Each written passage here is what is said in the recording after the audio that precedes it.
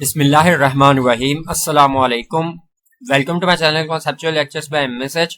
आज के इस वीडियो में हम देखेंगे पंजाब यूनिवर्सिटी ने एमए एमएससी पार्ट 1 और पार्ट 2 के जो डेट शीट है वो अनाउंस कर दी है। ये आपके सामने पंजाब यूनिवर्सिटी की वेबसाइट है।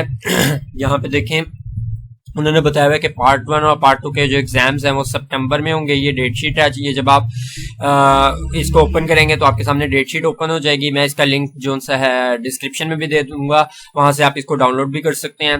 ये आपके सामने पार्ट 1 की डेट शीट है।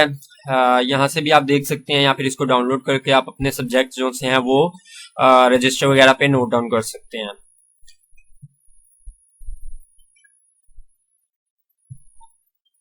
इसी तरह ये आपके सामने पार्ट 2 की डेट शीट है।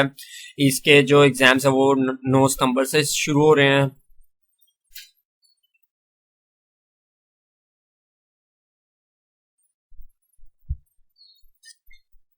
और जो लास्ट एग्जाम है वो है 27 सितंबर को। तो अल्लाह ताला से दुआ है, अल्लाह ताला आप लोगों को अच्छे मार्क्स से कामयाब करे, अपने एग्जाम्स की अच्छे से प्रिपरेशन करें।